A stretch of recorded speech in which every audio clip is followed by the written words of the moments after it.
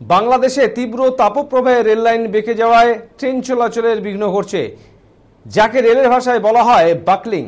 এমন পরিস্থিতিতে ঝুঁকিপূর্ণ রেললাইনে দিনে ট্রেনের গতি কমিয়ে চলা স্ট্যান্ডিং অর্ডার দেওয়া হয়েছে। সর্বোচ্চ তাপমাত্রা উঠেছে বাংলাদেশের পশ্চিমী জেলা রানাঘাট মহকুমা সংলগ্ন চুয়াডাঙ্গায় 42.7°C। অত্যাধিক তাপের কারণে ট্রেনের হাইড্রোলিক ব্রেক ধরলে টাঙ্গাইল জেলার মির্জাপুরের রাজশাহীগামী সিল্ক সিটি ট্রেনে আগুন লেগে যায়। এই সময় ট্রেনের যাত্রীদের মধ্যে আতঙ্ক ছড়িয়ে পড়ে। যাত্রীরা ভয়ে ট্রেন থেকে দ্রুত নামার সময় অন্তত 10 জন আহত হন। 1 ঘন্টা 25 মিনিট পর আগুন নিয়ন্ত্রণে আসে। প্রচণ্ড গরমের কারণে বাংলাদেশের বিভিন্ন স্থানে রেললাইন বেঁকে যাচ্ছে, যে কারণে ট্রেনের স্বাভাবিক চলাচল ব্যাহত হচ্ছে। তীব্র গরমে পাবনার ঈশ্বরদী বাইপাস রেলওয়ে স্টেশনের কাছে একটি রেললাইনের পাত বেঁকে যায়। এই ঘটনায় অল্পের জন্য বড় অঘটন থেকে রক্ষা পায় খুলনা থেকে রাজশাহীগামী আন্তনগর ট্রেন কপোতাক্ষ এক্সপ্রেস। আর দুটি আন্তনগর ট্রেন 1 ঘন্টার বেশি দেরিতে গন্তব্যে ছেড়ে যায়। রেলওয়ে অফিসের লোকজন 2 ঘন্টা রেললাইনের ওপর জল ঢেলে তাপমাত্রা স্বাভাবিক করেন।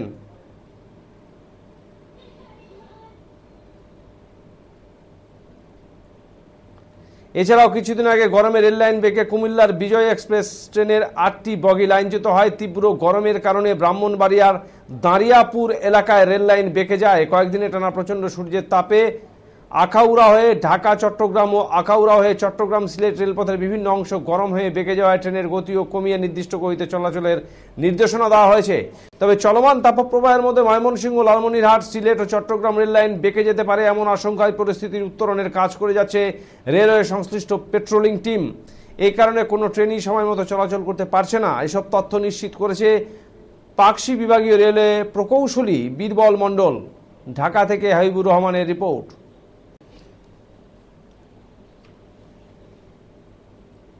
যে গত কয়েকদিন হলো যে তাপমাত্রা ঢাকা সহ সারা বাংলাদেশে বিরাজ করছে, 40 ডিগ্রি সেন্টিগ্রেডের উপরে তাপমাত্রা বিরাজ করছে। এই তাপমাত্রা বিরাজের কারণে আমাদের যেটা আমরা বলতাম হচ্ছে নিরাপদ বাহন, সেই রেল কিন্তু এখন ঝুঁকির মধ্যে, অনেকটা ঝুঁকির মধ্যে রয়েছে। দেখবেন আপনি গতকালকে আপনি টাঙ্গাইলে একটি রেল ব্রেক করতে গিয়ে ওই স্লিপার বাঁকা হওয়ার কারণে ব্রেক করতে গিয়ে সেখানে আগুন লেগে যায়। এছাড়া আপনি চুয়াডাঙ্গা বলেন, যশোরে বলেন, বিভিন্ন এলাকাতে কিন্তু এই রেলগুলো অত্যাধিক তাপের কারণে এই রেলগুলো বেঁকে যাচ্ছে এবং এই নিরাপদ বাহনটি আমাদের এখন ঝুঁকির সম্মুখীন হচ্ছে।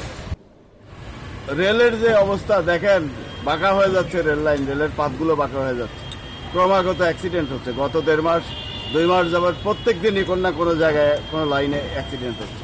এভাবে তো একটা নিরাপদ বাহন রেল বিপদগ্রস্ত হয়ে পড়ছে। যাত্রীরা এখন আতঙ্কিত, কখন কোথায় কি হয়।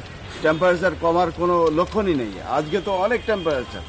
এখন ধরেন আমাদের কখনো ছাতি নিয়ে আমরা বেরোইনি, এখন ছাতা নিয়ে বেরোতে হচ্ছে বাইরে।